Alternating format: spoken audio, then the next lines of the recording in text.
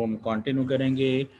हमने last time acceptance और rejection of special order के हवाले से बात की थी। एक प्रैक्टिस क्वेश्चन मैंने आपके सामने डिस्कस किया था और कुछ डिटेल्स आपसे शेयर हुई थी इंक्रीमेंटल एनालिसिस के हवाले से एंड ऑल दैट।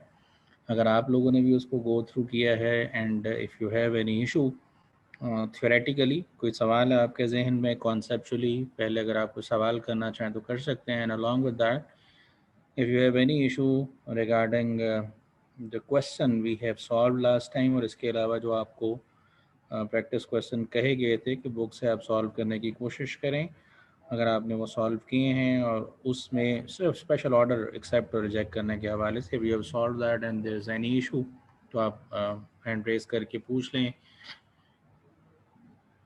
अगर कोई नहीं है तो भी कोई एक आधा बंदा रिस्पॉन्ड कर दे तो देन मैं अगली बात आपके सामने कंटिन्यू करता हूँ।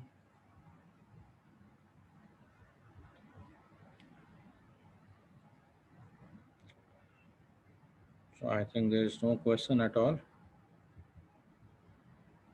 सब समझ आ गया है खुदा न खास्ता। चलिए एनीवेज, अगर सब समझ आ गया है तो अच्छा है जी।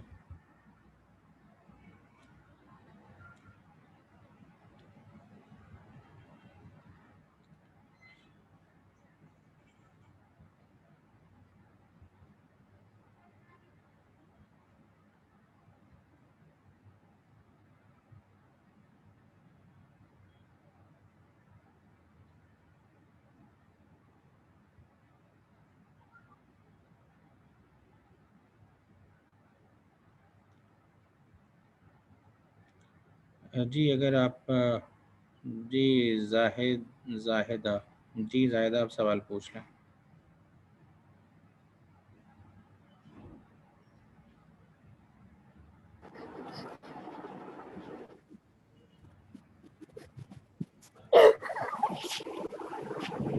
जाहिदा सवाल पूछना है तो पूछ, आवाज़ आपकी नहीं आ रही। चलें एनीवेज, आप रहने दें।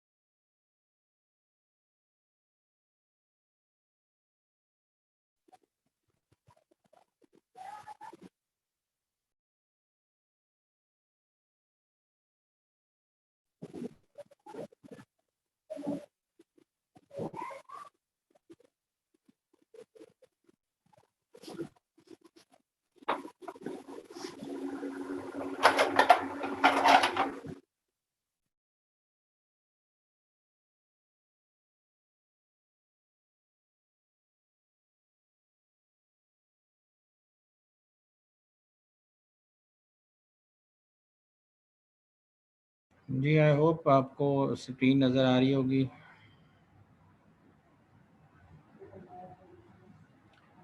जी क्वेश्चन आपको समझ नहीं आ रहा तो लेट मी एक्सप्लेन। मैं और सवाल करवा देता हूँ एक दो प्रैक्टिस के लिए ताकि आपको समझ आ जाए, but let me clarify you. मैंने लास्ट टाइम आपको ये कहा था कि आपने जो क्वेश्चन सॉल्व करने हैं वो in fact they are related to जो acceptance and rejection of special order है। अगर आप बाकी क्वेश्चन ट्राई कर रहे हैं तो there might be some issues in that, क्योंकि वो हमने डिस्कस नहीं किए थे। मैंने अभी एक सवाल स्क्रीन शेयर किया, आई होप नज़र आ रही होगी। मैं इसको आपके सामने पढ़ता हूँ और एक्सप्लेन करता हूँ। थोड़ा सा रिकॉल कर लें, इंक्रीमेंटल एनालिसिस के हवाले से लास्ट टाइम बात हुई थी और हमने कहा था for making any decision we need to compare revenues और एक्सपेंसेस या कॉस्ट। कोई भी डिसीजन होता है वो कॉस्ट बेनिफिट एनालिसिस की बुनियाद पे होता है। As far as revenue is greater than incremental revenue is greater than incremental cost, हम उस चीज़ की फेवर में डिसीजन देते हैं।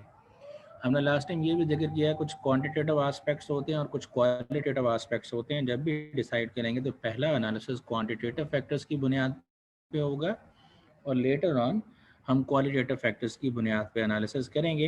ये क्वेश्चन एक आपके सामने है, मैं आई वुड रिक्वेस्ट कि आप लोग पहले खुद इसको 2 मिनट, 1-2 मिनट में पॉज करता हूँ, आप इसको गो थ्रू करें। आपके पास होगा या स्क्रीन शेयर पे जो नज़र आ रहा है, इसको आप 1-2 मिनट के अंदर गो थ्रू कर लें। ये 7-2B जो है, कुछ पॉइंट्स आप अपनी अंडरस्टैंडिंग के लिए पहले बिल्ड कर लें, देन मैं आपसे इस चीज़ को खुद पढ़ता हूँ और आपको एक्सप्लेन करके आपके सामने सॉल्व कर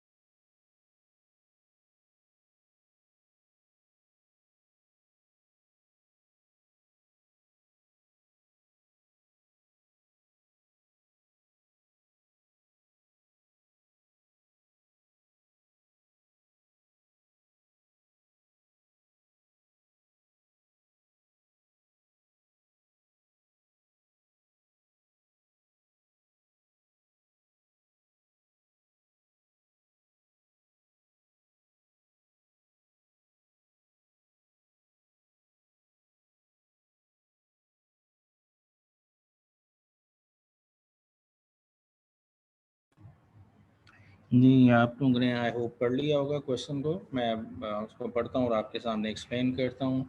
ये इनफैक्ट एक डिसीजन है मेक और बाय का कि हम खुद बनाएं या मार्केट से ख़रीदें। इन्हिसार अगेन इसी चीज़ पे होगा कि बनाने की कॉस्ट क्या लगती है और ख़रीदने की कॉस्ट क्या है। अगर हमें बाय करना सस्ता पड़ता है तो हम बाय करेंगे इंस्टेड ऑफ कि ख़ुद बनाएं, और अगर हमें बनाना सस्ता पड़ता है तो फिर हमें बनाने को प्रेफर करना चाहिए। लास्ट टाइम जब हमने डिसीजन मेकिंग के हवाले से बात की थी तो हमने कहा था कि कुछ ऐसे डिसीजंस हैं जिसके अंदर both cost and revenue are relevant, दोनों रेलेवेंट है। जैसे जैसे पिछला सवाल जो हमने लास्ट टाइम किया कि हम स्पेशल ऑर्डर को एक्सेप्ट करें या रिजेक्ट करें, तो इंक्रीमेंटल रेवेन्यू की बात है, जो एक्स्ट्रा यूनिट बना के बेचेंगे उससे हासिल क्या होगा, और इसके अलावा उन एक्स्ट्रा यूनिट्स बनाने के लिए whatever cost we are going to bear, वो वेरिएबल कॉस्ट थी लास्ट टाइम वाली एग्जांपल में, but that may be fix cost. अगर वो चेंज हो जाती है तो इंक्रीमेंटल कॉस्ट है वो रेलेवेंट कॉस्ट बन जाएगी और हम उसको एनालिसिस के अंदर शामिल करेंगे। But as far as this make और बाय डिसीजन इज़ कंसर्न, जो कि इसमें हमने बेचने की बात नहीं कर रहे कि हम कोई कंपोनेंट है, कोई पार्ट है, वो हम खुद बनाएं या मार्केट से ख़रीदें, तो यहाँ पे कॉस्ट का कंपैरिजन होगा। कॉस्ट का कंपैरिजन कैसे होगा इसको पढ़ते हैं और फिर आगे बात लेके चलते हैं। तो management of Gill corporation is trying to decide whether to continue manufacturing a part और to buy it from outside supplier. Management इस चीज़ में इंटरेस्टेड है, एक जो पार्ट वो ऑलरेडी बना रहे हैं, क्या वो बनाते रहें या उसको मार्केट से बाय कर लें। द पार्ट कॉल्ड फिज़बी, उस प्रोडक्ट में जो पार्ट इस्तेमाल हो रहा है उसका नाम फिज़बी है, is a component. The part called Fizbe is a component of the company's finish product. ये फिनिश प्रोडक्ट बनाने के लिए पार्ट यूज़ होता है। Following information was collected from accounting records and production data for the year ending December 31st, 2017. 5,000 units of FISB were produced in the machining department. Last year company ने 5,000 units produce किए थे machining department के अंदर। अब last time produce किए थे। अब जो कंपनी है वो ये चाह रही है क्या इसको बनाते रहें या मार्केट से ख़रीद लें। Variable manufacturing cost applicable to the production of each Fizbe unit were, ये वेरिएबल मैन्युफैक्चरिंग कॉस्ट है। डायरेक्ट मटेरियल $4.75 पर यूनिट लगता है, डायरेक्ट लेबर 4.60 पर यूनिट लगती है, इनडायरेक्ट लेबर 0.45 लगती है, और यूटिलिटीज़ $0.35 हैं। Fixed cost applicable to the production of Fizbe were, ये प्रोडक्शन ऑफ फिज़बी के लिए जो कॉस्ट फिक्स लग रही है वो आपको बताई जा रही है। फिक्स कॉस्ट के अंदर दो हेडिंग्स बने नज़र आ रहे हैं आपको, एक डायरेक्ट कॉस्ट है और एक एलोकेटेड कॉस्ट है। अब आप रिकॉल करें, हमने लास्ट टाइम जब सेगमेंट एनालिसिस किया या लास्ट टाइम जब हम कंट्रीब्यूशन मार्जिन अप्रोच और ब्रेक इवन एनालिसिस और फिर multi product break even analysis पे बात की, तो हमने वहाँ पे उसके बाद जब वेरिएबल कॉस्टिंग के हवाले से बात हुई तो हमने सेगमेंट मार्जिन का भी जिक्र किया था। और सेगमेंट मार्जिन को पढ़ते हुए हमने ये बात हाईलाइट की थी कि किसी भी इदारे के अंदर जो फिक्स्ड कॉस्ट है वो दो तरह की हो सकती है। एक जिसे हम आइडेंटिफाइबल कॉस्ट फिक्स कॉस्ट कह रहे थे, या सेपरेबल फिक्स कॉस्ट, या वो सेगमेंट स्पेसिफिक फिक्स कॉस्ट है जिसे डायरेक्ट फिक्स कॉस्ट भी कहा जा सकता है। और कुछ ऐसी फिक्स कॉस्ट है जो कि एलोकेटेड है, इनडायरेक्ट फिक्स कॉस्ट है, वो सेगमेंट के साथ एसोसिएटेड नहीं है। वो अगर वो सेगमेंट वो डिवीजन वो बिजनेस का बंद भी कर दें तो वो फिक्स कॉस्ट फेस फिर भी करना पड़ेगी।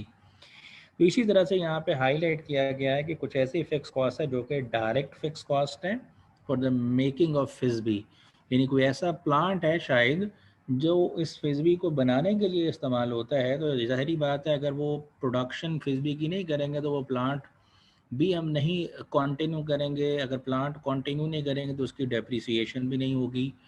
ये डायरेक्ट फिक्स कॉस्ट की बात हो रही है। इसी तरह वो जगह जहाँ पे हमने वो प्लांट इंस्टॉल किया है, अगर हम फिज़बी बनाएंगे नहीं और मार्केट से बाय करना शुरू कर देंगे तो ऐसी सूरत हाल के अंदर वो जगह भी वेकेंट होगी। हमें वो जगह वेकेंट होने की बुनियाद पे अगर हमने किराए वराए पे ली हुई है तो शायद रेंट वेंट नहीं उसका देना पड़ेगा, और इसी तरह शायद हमें उसके प्रॉपर्टी टैक्सेस भी यहाँ देने पड़े और उस बिल्डिंग की शायद हमें इंश्योरेंस भी ना पे करनी पड़ेगी। ये कुछ इमेजिनरी से मैंने थॉट्स आपके सामने शेयर किए हैं, बट प्रैक्टिकली जब भी कोई एनालिसिस करेंगे तो किसी ऑर्गेनाइजेशन के प्रैक्टिकल सिम्टम्स को देखते हुए इस चीज़ को आइडेंटिफाई करेंगे कौन सी डायरेक्ट कॉस्ट है जो सेगमेंट स्पेसिफिक है, डिवीजन स्पेसिफिक है, और कौन सी ऐसी है जो सेगमेंट स्पेसिफिक नहीं है बल्कि वो वैसे ही हमें फेस करना पड़ रही है।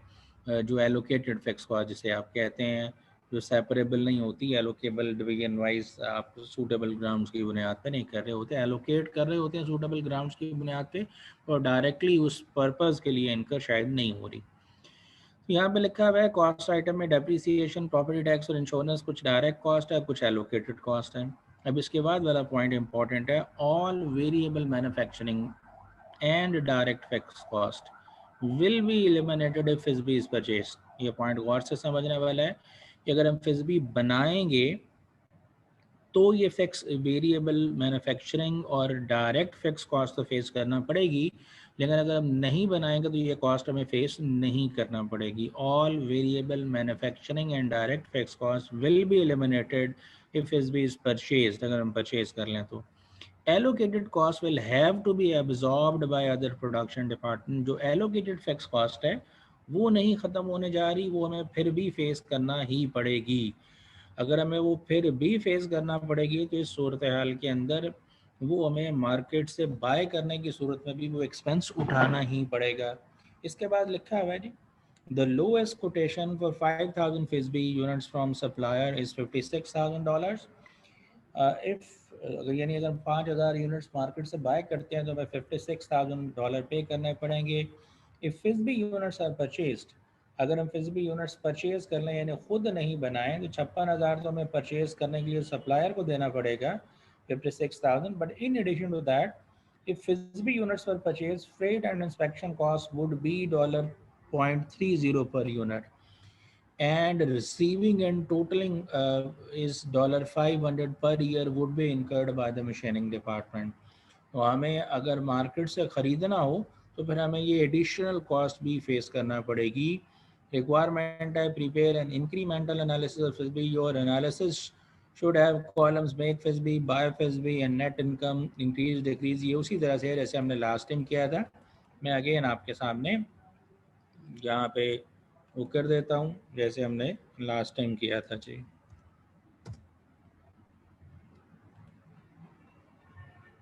जी तो जी एक कॉलम हमारे पास हम डिटेल्स के नाम से बना लेते हैं जी। आई होप नज़र आ रहा होगा आपको। एक कॉलम है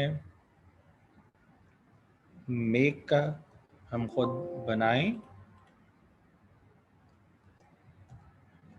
मेक फिज़बी, और दूसरा है हम बाय कर लें, और तीसरा लास्ट टाइम जैसे हमने बनाया था डिफरेंस का कॉलम होता है जिसे हम इंक्रीमेंटल कहते हैं।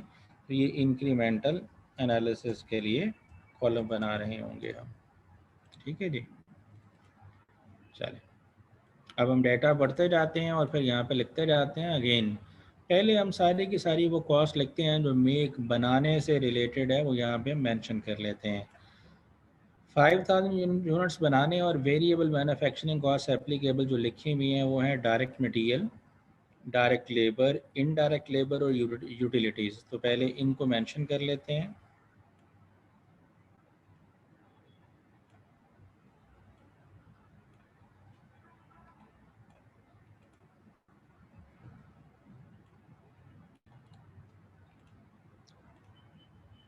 जी मैं यहाँ पे मेंशन कर देता हूँ, डायरेक्ट मटेरियल है,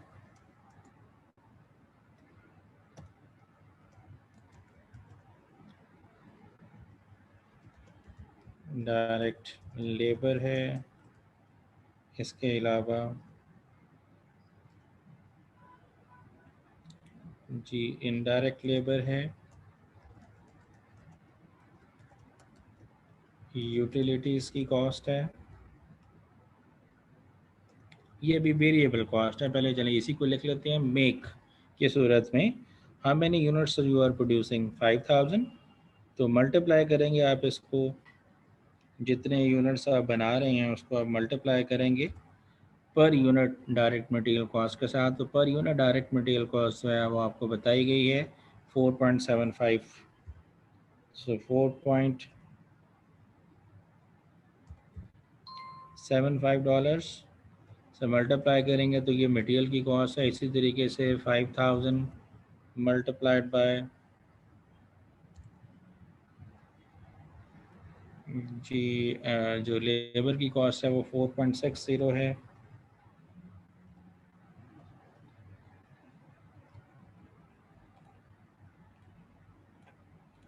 जी जो ओवरहेड की वेरिएबल सॉरी इनडायरेक्ट लेबर की कॉस्ट है वो 0.45 है। और जो यूटिलिटीज़ की कॉस्ट है that is 0.35 per unit.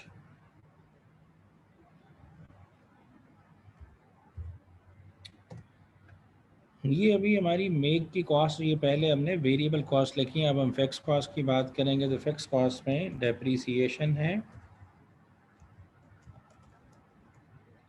Ji, property taxes हैं और इसके अलावा इंश्योरेंस है। तो डेप्रीसिएशन की कॉस्ट कितनी टोटल में इनकर होगी? 1100 डायरेक्ट कॉस्ट है और 900 एलोकेटेड है, तो टोटल जो कॉस्ट है वो 2000 की है जो कि फेस करना पड़ेगी। 500 और 200 प्रॉपर्टी टैक्सेस हैं तो ये मिला के 700 एंड देन इंश्योरेंस की कॉस्ट जो है 900 एंड 600 इज 1500। ये इंश्योरेंस की कॉस्ट है you have to face.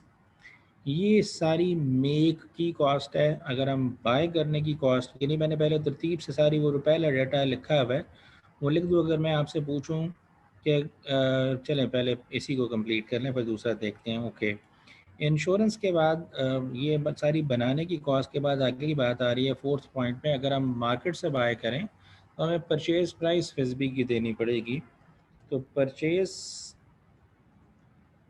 Price जो आप देंगे वो क्या आप अगर ख़ुद बना रहे हों तो पे करेंगे? तो जवाब है नहीं, आप पे नहीं करेंगे। अगर आप ख़ुद बना रहे हों आप वो बाय वाले कॉलम में तो मेंशन करेंगे लेकिन आप उसको मेंशन नहीं करेंगे। जी, आप उसको मेंशन नहीं करेंगे परचेज़ जो बनाने वाला कॉलम है। बिकॉज़ परचेज़ प्राइस तो तभी आप पे करेंगे when you are going to purchase it from market instead कि आप वो ख़ुद बना रहे हों। आई होप समझ आ रही होगी। चलें, परचेज़ प्राइस यहाँ पे 0 मैंने मेंशन की है और यहाँ पे 56,000 है। अलॉन्ग विद दैट एक और चीज़ लिखी हुई थी, अगर आप फिजली परचेज़ करते हैं तो देन आपको फ्रेट और इंस्पेक्शन की कॉस्ट भी पे करना पड़ेगी, तो वो भी मेंशन करते हैं। फ्रेट की जो कॉस्ट है नाम आप पूरा मेंशन कर लीजिएगा। अगेन अगर हम खुद बनाएं तो हमें ये कॉस्ट फेस नहीं करना पड़ेगी। हमें ये कॉस्ट तब बियर करना पड़ेगी जब हम मार्केट से ख़रीदें। तो हमें बताया गया है कि जो फ्रेट इंस्पेक्शन की कॉस्ट है वो 0.30 पर यूनिट है and we are going to purchase 5000 units. तो 5000 मल्टीप्लाइड बाय 0.30 आप मल्टीप्लाई कर लें। 1500 की फ्रेट की कॉस्ट आपको फेस करना पड़ेगी 1500 और रिसीविंग कॉस्ट जो है वो 500 की फेस करना पड़ेगी आपको।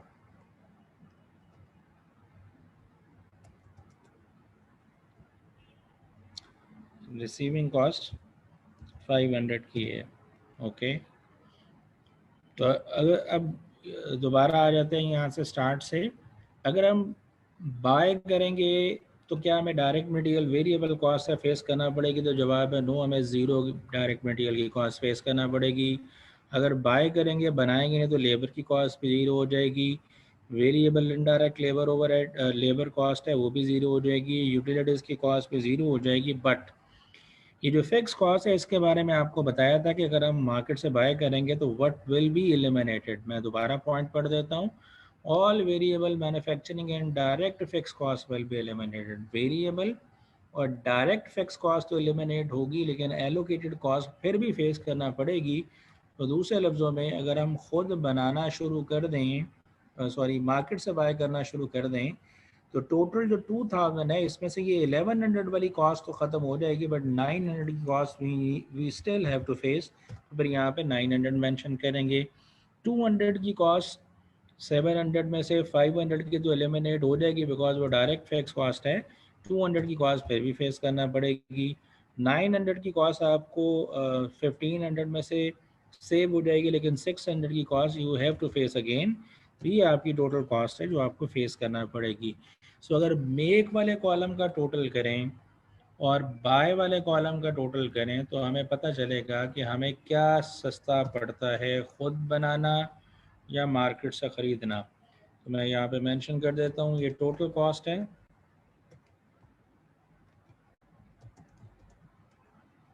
सो इस टोटल कॉस्ट के एनालिसिस की बुनियाद पे अगर हम देखें तो हमारी जो टोटल कॉस्ट है वो बनाने की सूरत में 54,000 है, जबकि मार्केट से ख़रीदने की सूरत में 59,700 है।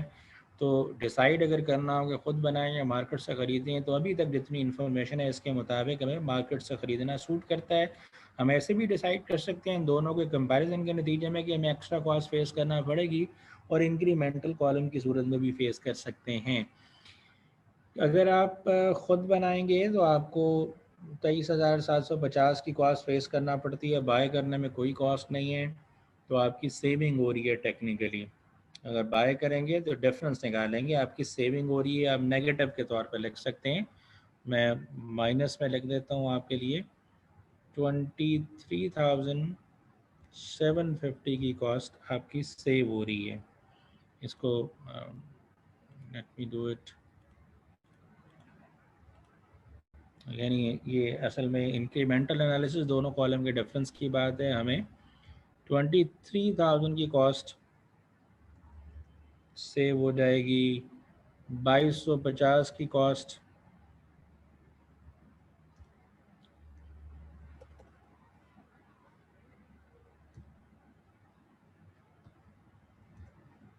जी 2250 की कॉस्ट सेव हो जाएगी। यूटिलिटीज़ आपकी 1750 की सेव हो जाएंगी। और अगर यहाँ पे डिफरेंस निकालें तो 2000 माइनस 900 यानी आपकी 1100 की कॉस्ट है, जो कि डायरेक्ट फिक्स कॉस्ट थी, वो सेव हो जाएगी। इसी तरह से यहाँ पे 500 की कॉस्ट आपकी सेव हो जाएगी। इसी तरीके से 15 और 600 का डिफरेंस 900 की कॉस्ट आपकी सेव हो जाएगी। जबकि ये कॉस्ट सेव नहीं होगी बल्कि एडिशनल आपको इनकर करना पड़ेगी। ये सेविंग नहीं है, ये एक्स्ट्रा कॉस्ट है, तो ये पॉजिटिव आइटम है। 1500 की कॉस्ट आपको एक्स्ट्रा फेस करना पड़ेगी। दोनों कॉलम का डिफरेंस ही मैं निकाल रहा हूँ, मैं वैसे हाथ से लिख रहा हूँ, आप कैलकुलेटर से भी सॉल्व कर सकते हैं। रिसीविंग कॉस्ट भी आपको 500 फेस करना पड़ेगी, यहाँ पे ज़ीरो की कॉस्ट है। फाइन जी। अब अगर हम यहाँ पे सम कर लें इसका तो हमें पता लग जाएगा 4750 4750 का हमारा नेट बेनिफिट बचता है। हम अगर ऐसे भी करना चाहे तो ऐसे कर सकते हैं, यानी हमारा ये वाला जो टोटल है 59,700 में से अगर आप माइनस कर दें 54,950 तो आपको पता लग जाएगा ये 4750 का डिफरेंस है। ये डायरेक्ट भी किया जा सकता, ऐसे भी किया जा सकता है। अभी तक जितनी इन्फॉर्मेशन थी उसकी बुनियाद पे ये डिसीजन है कि वो should manufacture ourselves instead of buying from the market. पर यहाँ पे अब अगली एक बात लिखी हुई है, वो अगली हम पढ़ते हैं। मैं अगेन थोड़ा सा जूम कर देता हूँ, आपको नज़र आ जाए जी। Prepare an incremental analysis of Fizbe. Your analysis should have columns for make Fizbe, buy Fizbe, net income, decrease, increase, वो हमने बता दिया। Based on your analysis what decision should management make. तो हमारे एनालिसिस की बुनियाद पे कंपनी शुड परचेज नहीं बल्कि company should manufacture, because manufacture करने की कॉस्ट कम है। Would the decision be different, क्या डिसीजन डिफरेंट होगा if Gill corporation has opportunity to produce $6,000 of net income with facility currently being used to manufacture FISB? क्या company का decision change होगा अगर company जो प्रेजेंट फैसिलिटी यूज़ कर रही है फॉर द मैन्युफैक्चरिंग ऑफ फिस्बी, जब फिस्बी नहीं बनाएंगे तो that facility will become surplus. वो सरप्लस फैसिलिटी होगी, क्या उस फैसिलिटी को रेंट पे दे के कुछ और करके उससे कुछ और इनकम कमाई जा सकती है? तो जवाब यहाँ पे येस में लिखा हुआ है, हाँ जी कमाई जा सकती है। और जो स्पेयर आपकी कैपेसिटी होगी उसको यूटिलाइज करते हुए you can generate $6,000 of income. आप $6,000 की इनकम जनरेट कर सकते हैं। सिंस आप $6,000 की इनकम जनरेट कर सकते हैं तो अब इसको भी एनालिसिस में शामिल करें और बताएं कि क्या आपका डिसीजन स्टिल वही रहेगा या आपका डिसीजन चेंज हो जाएगा। तो यहाँ पे कॉन्सेप्ट आता है, जब भी डिसीजन मेकिंग के हवाले से बात करते हैं तो तीन तरह की कॉस्ट का जिक्र आता है। एक कहलाती है आउट ऑफ पॉकेट कॉस्ट, वो पैसे जो आपकी जेब से लग रहे हैं, मीन आउटफ्लो हो रहा है जिसके बदले में। दूसरी कॉस्ट कहलाती है डिसीजन मेकिंग में जो रेलेवेंट होती है, उसे हम अपॉर्चुनिटी कॉस्ट कहते हैं। ये जो स्लाइड्स मैंने आपको दी थी वहाँ पे भी ये बात लिखी हुई थी। आउट ऑफ पॉकेट या इंक्रीमेंटल कॉस्ट, इसी तरह अपॉर्चुनिटी कॉस्ट, और एक और टर्म है जिसे हमें समझने की ज़रूरत है, दैट इज़ संक कॉस्ट। अब ये तीन टर्म्स हैं, इनको अंडरस्टैंड कर लें तो आप ज़रा बेहतर पोजीशन में होंगे कि डिसीजंस कैसे किए जाते हैं। जैसे अभी हमने डिसीजन जो लास्ट टाइम भी किया और जो अभी भी हमने कैलकुलेशन परफॉर्म की है, इस कैलकुलेशन के अंदर हमारा एनालिसिस इसी बुनियाद पे बेस कर रहा है, इसी चीज़ पे बेस कर रहा है कि whatever we have to pay in addition to जो हम ऑलरेडी इनकर कर रहे थे, हमें क्या पे करना पड़ रहा है, हमारी जेब से कितने पैसे जा रहे हैं, how much cost we are going to incur. तो ऐसी कॉस्ट रेलेवेंट कॉस्ट होती है फॉर मेकिंग डिसीजन, जिसे आउट ऑफ पॉकेट कॉस्ट कहा जा रहा है। But on the other side हमें इसके अलावा जो हमारे लिए रेलेवेंट कॉस्ट है डिसीजन के लिए, वो अपॉर्चुनिटी कॉस्ट भी है। तो what is meant by opportunity cost, इस चीज़ को अंडरस्टैंड करने की ज़रूरत है। Opportunity cost is in fact that amount which we are losing, जो अमाउंट कंट्रीब्यूशन मार्जिन की आप लूज कर रहे हैं by availing by not availing an alternative, उसे हम अपॉर्चुनिटी कॉस्ट के नाम से याद करते हैं। तो वो अपॉर्चुनिटी कॉस्ट क्या है उसको हम बात करेंगे। Just a minute, I have to make an urgent call.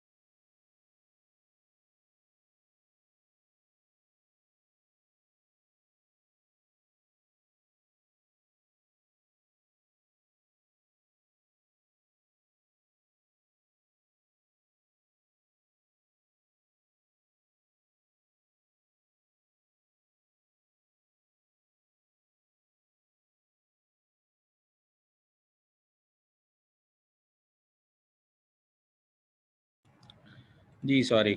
तो आई वाज टेलिंग यू कि दी अपॉर्चुनिटी कॉस्ट, इनफैक्ट वो कॉस्ट जो कि फैक्चुअली तो शायद आउट ऑफ पॉकेट आपकी इनकर नहीं हो रही, but if you are going to avail some opportunity and you are going, आप उसको लूज़ कर रहे हैं ड्यू टू दिस डिसीजन, तो उसके बदले में what ever you can earn, जिसे आप लूज़ कर रहे हैं, उसे हम अपॉर्चुनिटी कॉस्ट कहते हैं। मैं इसको सादी मिसाल से आपके सामने रखता हूँ। Let's suppose any one of you is being offered jobs from two locations। दो जगह से आपको जॉब की ऑफ़र हो रही है और एक जगह से आपको 10,000 का सैलरी ऑफ़र हो रहा है। अज्यूम कर रहा हूँ, अब 10,000 से गुस्सा नहीं करना, अज्यूम कर रहा हूँ 10,000 सैलरी ऑफ़र हो रहा है, एक जगह से 15,000 का सैलरी ऑफ़र हो रहा है।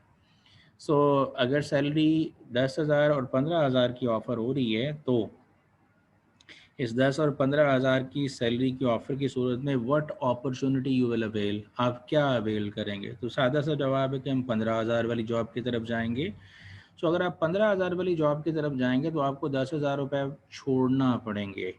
ये वो सैलरी है जो आपको मिल सकती थी, but you are going to lose that salary or revenue while availing the other alternative.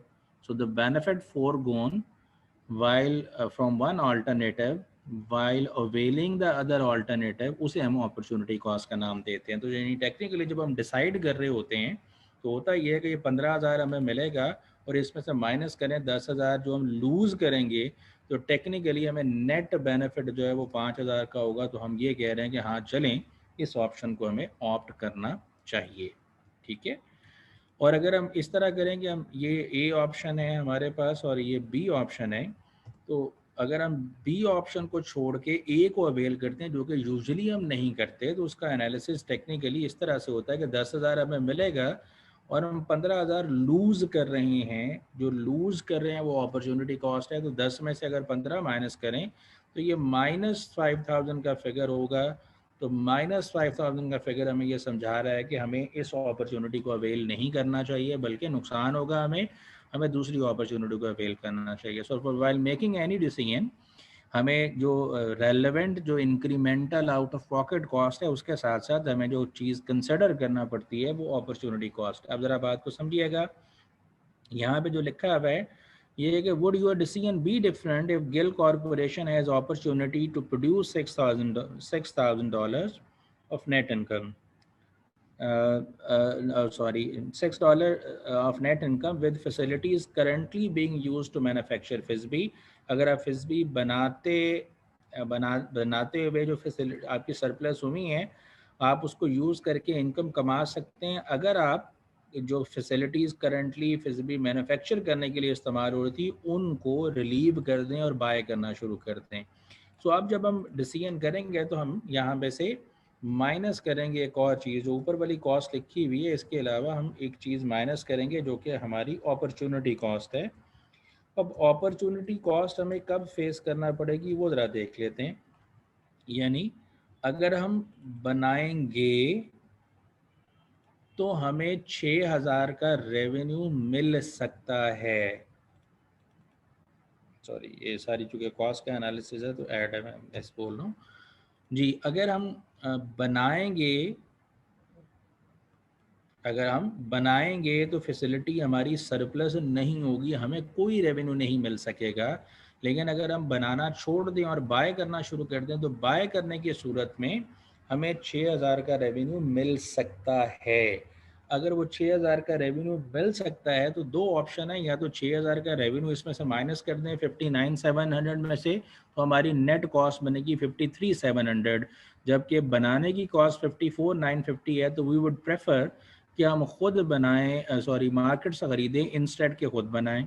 या दूसरे लफ्ज़ों में, अगर हम बाय करते हैं, मैन्युफैक्चर करना छोड़ देते हैं, अगर हम मैन्युफैक्चर करना छोड़ देते हैं तो हमें क्या मिल सकता है वो ज़रा देख लेते हैं। अगर हम मैन्युफैक्चर करना छोड़ देते हैं तो हमें 6,000 का रेवेन्यू मिल सकता है। फाइन, तो या तो ये है कि हम यहाँ पे 6,000 का रेवेन्यू ऐड कर दें, मैं दोनों रास्ते बता, सॉरी 6,000 का रेवेन्यू इसमें से माइनस कर दें 59 में से 6,000, तो रिजल्ट निकल सकता है। या दूसरा 6,000 मिल सकता है कब, बाय करने में।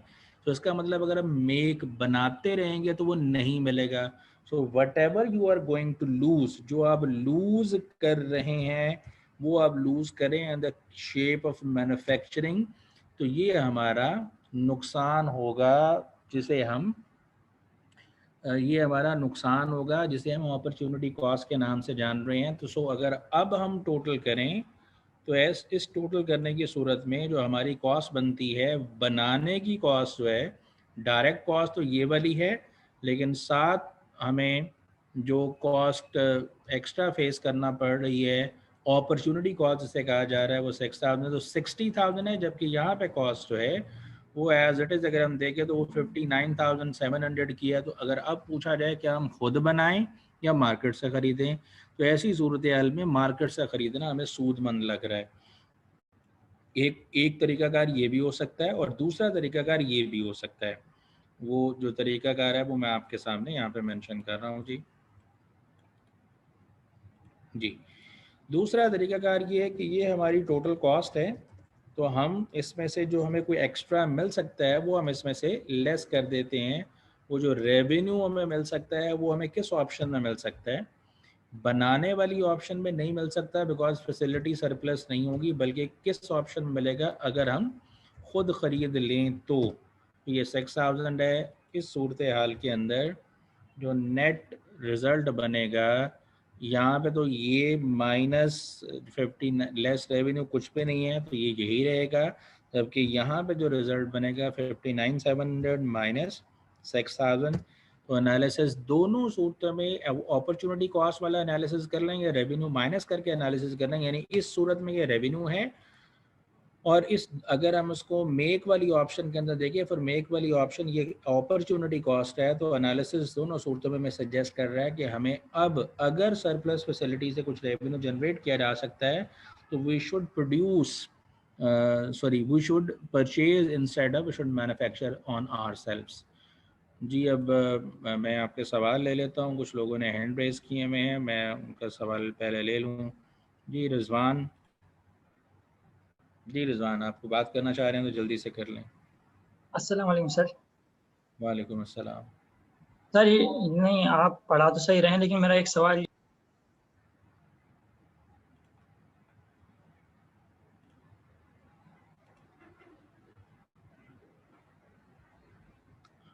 जी, आई वुड रिक्वेस्ट अगेन, मैं सिर्फ और सिर्फ आपकी अंडरस्टैंडिंग को बेहतर बनाने के लिए आपके माइक अनम्यूट करता हूँ, लेकिन अगर आपने ये फजूलियात ही करनी है तो फिर there is no need to allow you people. मैंने इसीलिए साहब का दोबारा माइक बंद कर दिया है। मैं सही पढ़ा रहा हूँ, गलत पढ़ा रहा हूँ, आप अपने सवाल जो हैं उसको रेज़ करें, अपनी अंडरस्टैंडिंग को बेहतर करें, इंस्टेड ऑफ कमेंटिंग कि मैं क्या कर रहा हूँ। आमिर महमूद, आपने कहा जी मैं नया स्टूडेंट हूँ, थैंक यू वेरी मच, बड़ी इन्फॉर्मेशन है आपकी जनाब। रुतबा, आपने कहा क्वेश्चन नहीं किए, तो अब एक जो मैंने करवाया है वो जी आमिर महमूद साहब कह रहे हैं किस किताब को बाय कर रहे हैं। आप क्लास का व्हाट्सएप ग्रुप ज्वाइन करें और क्लास के व्हाट्सएप ग्रुप के अंदर आप ऐड हो जाएं तो आपको मिल जाएगा। वेल, मैं किताब बता देता हूँ, managerial accounting by Garrison Noreen, आप किताब बाय कर सकते हैं। स्पेशल ऑर्डर के आपने एक दो सवाल किए हैं, रुतबा बिल्कुल क्लियर हो जाएं, एक और करवा दें, चलें वो मैं करवा देता हूँ, बुक से शेयर करके करवा देता हूँ। जी, स्पेशल ऑर्डर के क्वेश्चन मैं और करवा दूँगा। मानूर 611 613 का सोल्यूशन समझा दें। वेरिएबल कॉस्टिंग पुरानी बात होगी, अब आप उसको वैसे मुझे सेंड करके मेरे से समझ लीजिएगा। आप अपना सोल्यूशन भेज दें और अपना सवाल वॉइस नोट पे व्हाट्सएप पे मुझे पर्सनली भेज दें। आपको जो इशू है मैं उसको एक्सप्लेन कर दूँगा। जी, बनाने में कॉस्ट कम लग रही है जी इनिशियली, ठीक है, फ़ाइन, मेरा ख्याल में अब समझ आया होगा। जी, इंक्रीमेंटल एनालिसिस से रिलेटेड रिजवान आपका सवाल है, लेकिन आपने इंतहाई फजूल बात करने की कोशिश की है कि आप बड़ा अच्छा पढ़ा रहे हैं, लेकिन एक सवाल है, तो जो सवाल है वो आप सीधी सीधे सवाल करें, कमेंट्री से ज़रा गुरेज करें। अपॉर्चुनिटी क्यों ऐड कर रहे हैं रुतबा? अपॉर्चुनिटी कॉस्ट है। देखिए, जब हम यहाँ पे, मैं दोबारा शो कर देता हूँ, जब हम कॉस्ट का एनालिसिस करें कि मेक बनाने की कॉस्ट कितनी है, बाय की कितनी है, दोबारा यहाँ तक आ जाए तो ये बनाने की कॉस्ट है, ये बाय करने की कॉस्ट है। इस कॉस्ट के बाद हमें ये बताया गया कि अगर हम फ़र्ज़ कर लें कि मार्केट से ख़रीदना शुरू कर देते हैं तो जो बनाने वाली फैसिलिटी है वो सरप्लस हो जाएगी। वो सरप्लस फैसिलिटी हमें कुछ रेवेन्यू देगी। मैं ये रेवेन्यू वाला एनालिसिस आपके सामने रखा। वो रेवेन्यू जो देगी हमें नेट कॉस्ट पर इस सूरत हाल में फेस करना पड़ेगी, यानी मार्केट से ख़रीदने के लिए 59,700 देना पड़ेगा, 6,000 हमें रेवेन्यू मिल जाएगा कहीं से, तो हमें 53,700 की कॉस्ट फेस करना पड़ेगी इंस्टेड ऑफ 54,950। तो शायद ये बेहतर है कि हम खुद बनाएं, शायद ये बेहतर है कि मार्केट से ख़रीदें, क्योंकि ये रेवेन्यू है बाय वाली ऑप्शन के अंदर, ठीक है, ये रेवेन्यू है बाय वाली ऑप्शन के अंदर। तो अब मेक वाली ऑप्शन के अंदर आपके लिए ये अपॉर्चुनिटी कॉस्ट है। क्या मतलब कि ये रेवेन्यू आप तब अर्न कर पाएंगे जब आप बनाना तर्क कर दें।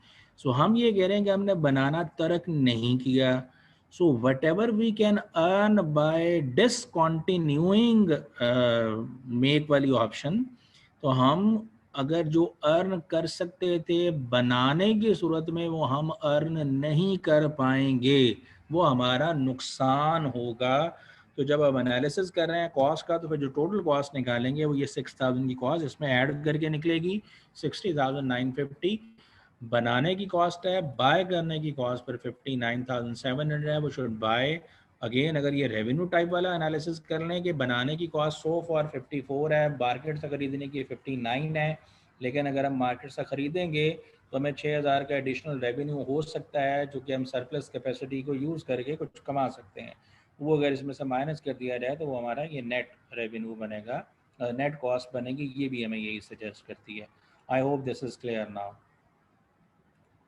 तो मेरे ख्याल में आपको समझ आ गई होगी। Why joint cost is not included in multi-product case? Gentlemen, multi-product का केस तो मैं यहाँ पे करा नहीं रहा, आप पता नहीं कौन सा सवाल कर रहे हैं। अब अपने सवाल को क्लैरिफाई करें तो that's much better. Part C समझा दूँ इसी का, तो चलें पार्ट सी भी पढ़ लेते हैं जनाब। पार्ट सी में कहा गया है वुड जी, तो ये पार्ट सी तो जेंटलमैन समझाया, और क्या समझाया मैंने अभी भी, मेरा ख्याल है कि अब समझ आ गया होगा। आमिर महमूद साहब मोबाइल ग्रुप शेयर कर दें। आप मोबाइल जो आपके जिस शहर से आप हैं उस शहर में जितने भी आपके दोस्त ऑलरेडी ज्वाइन किया हुआ ग्रुप, किसी से कांटेक्ट कर लें, वो आपको ग्रुप का लिंक शेयर कर देंगे, तो आप ग्रुप ज्वाइन कर लीजिएगा। फरहान इकबाल, बुक की एक्सरसाइज एंड पर फाउंडेशन 15 क्वेश्चन हैं प्रैक्टिस के लिए, उनके लास्ट 3 पार्ट गाइड कर दें। एंड पर फाउंडेशन 15 क्वेश्चन है। 15 क्वेश्चन तो फरहान साहब आप अपना सवाल ज़रा क्लियर कह रहे हैं, क्या पूछना चाह रहे हैं। मुझे सोल्यूशन तो समझ आ गया, लेकिन कॉस्ट की डेफिनेशन समझ नहीं आई। मैं कोमल आपको बता देता हूँ कॉस्ट की डेफिनेशन क्या है। जी रुतबा पार्ट डी भी मैं बता रहा हूँ, और जी जावेद साहब ये पार्ट 3 तो मैंने अभी एक्सप्लेन किया है।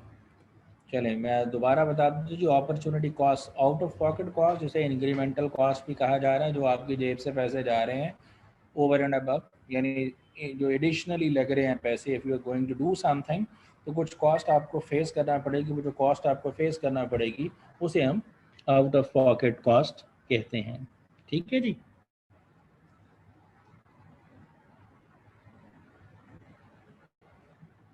और इसी तरीके से अपॉर्चुनिटी कॉस्ट है। अपॉर्चुनिटी कॉस्ट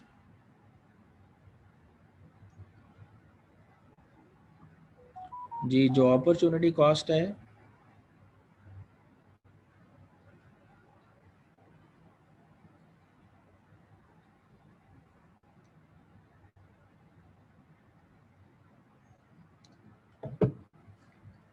जी, जो अपॉर्चुनिटी कॉस्ट है, सॉरी मेरी आवाज़ दरम्यान में ड्रॉप हो गई थी इसलिए मैंने दोबारा शुरू करा। अपॉर्चुनिटी कॉस्ट जो है इनफैक्ट ये आउट ऑफ पॉकेट कॉस्ट नहीं, आपकी जेब से कोई पैसे नहीं जा रहे, ये वो कॉस्ट है जो आपको फेस करना पड़ रही है। जेब से पैसे जा रहे हैं? नहीं, बिल्कुल नहीं। ये किसी अपॉर्चुनिटी को लूज करने पे जो आपको नुकसान उठाना पड़ रहा है, ये अपॉर्चुनिटी कॉस्ट कहलाती है। मैंने जो बोला वो ये था, the amount of benefit which you forgo by availing an alternative while forgoing the other alternative.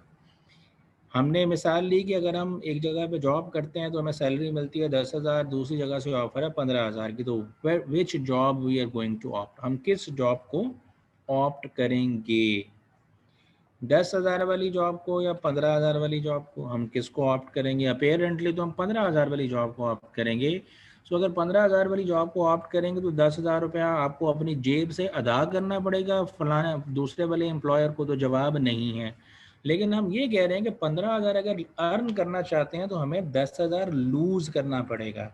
तो 15 अर्न करने के लिए अगर 10 लूज करना पड़ेगा तो 15 में से 10 माइनस कर दें। 15 में से 10 माइनस करेंगे तो आपको कितना अर्न करना पड़ेगा, कितना लूज करना पड़ेगा? नहीं, लूज नहीं करेंगे बल्कि नेट बेनिफिट होगा 5,000। तो आप इसलिए इस जॉब की फेवर में जा रहे हैं। लेकिन अगर हम कंपैरेटिव एनालिसिस कर रहे हैं तो अगर हम कहें 10,000 वाली जॉब ड्रॉप कर लेते हैं तो फिर हमें 15,000 वाली जॉब छोड़नी पड़ेगी। तो अगर हम 15,000 वाली जॉब छोड़ देते हैं और 10,000 वाली ले लेते हैं तो नेट हमें नुकसान हो रहा है। तो इस बात से, इस एग्जाम्पल से समझें, अपॉर्चुनिटी कॉस्ट आपकी जेब से कोई पैसे नहीं जा रहे। In fact this is the amount of benefit which you are going to lose while opting an option in comparison to the other option। जैसे यहाँ पे बात हो रही थी कि अगर आप बनाएंगे नहीं बल्कि मार्केट से खरीदेंगे तो जो सरप्लस कैपेसिटी है उसको यूज़ करके 6,000 रुपया कमा सकते हैं। सो अगर आप नहीं बनाएंगे तो कमा सकते हैं। सो इसका मतलब अगर बनाएंगे तो you are going to lose that, जो आप लूज करेंगे वो इसमें से अपॉर्चुनिटी कॉस्ट है। अपॉर्चुनिटी कॉस्ट का मतलब हरगिज ये नहीं है कि आपकी जेब से पैसे जा रहे हैं। In fact what ever you can earn, अब आप अर्न नहीं कर पाएंगे, इसे हम अपॉर्चुनिटी कॉस्ट का नाम देते हैं। जी, पार्ट डी मैं बता रहा हूँ, जो कंक्लूड करता हूँ फिर इस सवाल को। पार्ट डी के अंदर लिखा हुआ है, but non financial factor should management consider in making decision.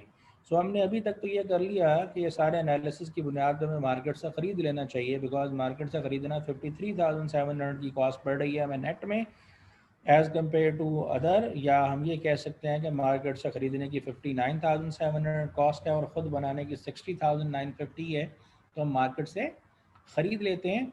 Non financial factors यानी ये तो क्वांटिटेटिव एनालिसिस की बुनियाद पर तो ये डिसीजन है, बट क्वालिटेटिव फैक्टर्स भी हैं। लाइक अगर हम पार्ट खुद बना रहे थे और अब हम मार्केट से ख़रीदना शुरू कर देते हैं तो मेक इट श्योर कि जो सप्लायर है वो जब आप चाहें जितनी क्वांटिटी में चाहें वो चीज़ आपको प्रोवाइड कर दे, बिकॉज वो चीज़, वो पार्ट आपकी फिनिश प्रोडक्ट के अंदर इस्तेमाल होना है।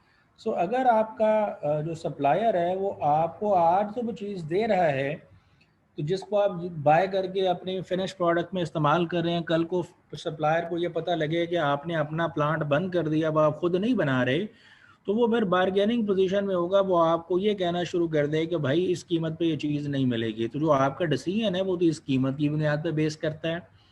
So while making this kind of decision you must assure that, आपको ये पता होना चाहिए कहीं ऐसा ना हो कि कल को वो जो सप्लायर है वो आपको उतनी क्वांटिटी में चीज़ें सप्लाई न करे जो आपकी डिमांड है। बिकॉज आप तो अगर खुद बना रहे होंगे, जितनी आपकी फिनिश प्रोडक्ट ज़्यादा बननी है तो आप उस पार्ट की भी ज़्यादा मैन्युफैक्चरिंग कर लेंगे। आपको ऑर्डर मिला हुआ, आपने ऑर्डर मीट करने हैं, डेडलाइन मीट कर रहे हैं, आप अपनी पीछे प्रोडक्शन को एक्सपर्टाइट करेंगे, ओवर टाइम लगाएंगे, पार्ट्स बनाएंगे और फिनिश प्रोडक्ट में लगा के फिनिश प्रोडक्ट के ऑर्डर पूरे कर लेंगे।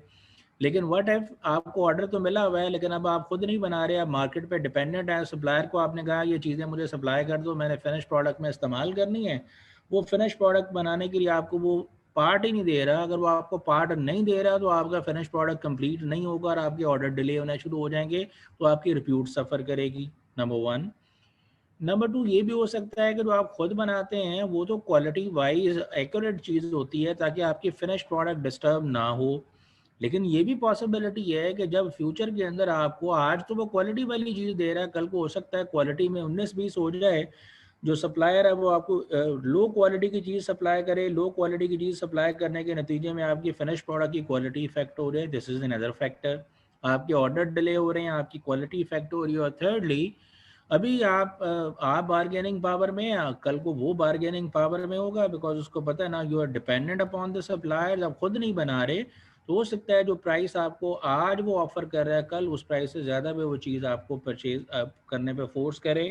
तो ये सारे वो नॉन फाइनेंशियल या क्वालिटेटिव फैक्टर्स हैं जिनको डिसाइड करते हुए आपको कंसिडर करने की ज़रूरत है।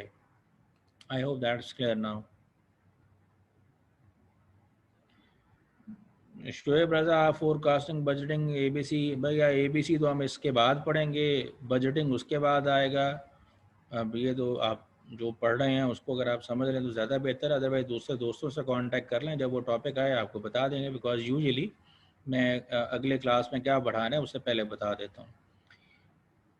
मेक की ऑप्शन में हम कौन सी अपॉर्चुनिटी कॉस्ट लेस कर रहे हैं? मेक की ऑप्शन में वो रेवेन्यू जो बाय करने की सूरत में हमें मिल सकता था सरप्लस कैपेसिटी की सूरत में, वो हम कर रहे हैं, उसको ऐड कर रहे हैं उसके अंदर।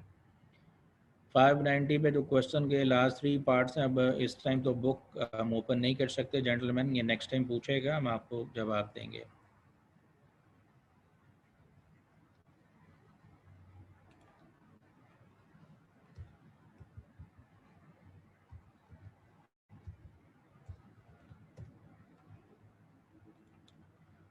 जी अच्छा जी, तीसरी जो कॉस्ट है वो, अच्छा क्या है सर, ऐसी सिचुएशन में कोई एग्जांपल हो जिसमें तीन नो कॉस्ट आ जाए, मतलब कि तीनों cost at the same time इनकर हो जाए। तीनों कॉस्ट का मतलब आप तीसरी संक कॉस्ट कह रहे हैं, उसको मैं एक्सप्लेन कर देता हूँ, पहले आप ये समझ लें। संक कॉस्ट वो कॉस्ट है, पास्ट कॉस्ट उसका डिक्शनरी मीनिंग है, वो कॉस्ट जो माजी में इनकर हुई है। और जो कॉस्ट माजी में इनकर हुई है एज सच वो हमें फेस नहीं करना पड़ रही अब इस काम को करने के लिए, तो वो डिसीजन से इररेलेवेंट होती है। तो वो डिसीजन से रेलेवेंट नहीं है। अभी अगेन मैंने दो आपके सामने रखी हैं चीज़ें, एक तो एक्सेप्ट और रिजेक्ट करने के हवाले से, मेक और बाय के हवाले से। अगर आप स्टेज वाइज करते जाएंगे तो आपके लिए समझना भी आसान होगा, चीज़ें भी आसान होगी। अब मेक और बाय डिसीजन और एक्सेप्ट और रिजेक्ट डिसीजन सिर्फ जो हैं इसके हवाले से प्रैक्टिस किताब से देखिएगा, कल उस पर जो सवाल हो वो करिएगा। बाकी जो इससे रिलेटेड अगली चीज़ें हैं वो इंशाल्लाह पर मैं कल शेयर करूँगा। अभी मैं वाइंड अप कर रहा हूँ जी। जो किताब के हवाले से क्वेश्चन हैं रहाब, मैं इसको कल आपके सामने डिस्कस करूँगा, बिकॉज इस टाइम मैं जिस सिस्टम पे हूँ इस पर वो किताब सॉफ्ट कॉपी में अवेलेबल नहीं है। तो फिर इंशाल्लाह इसको डेफर करते हैं, इंशाल्लाह कल इसको कंटिन्यू करेंगे। So thank you very much, आपने सुना और समझने की कोशिश की। ज़िंदगी रही अगर तो इंशाल्लाह कल हम फिर इसको कंटिन्यू करेंगे।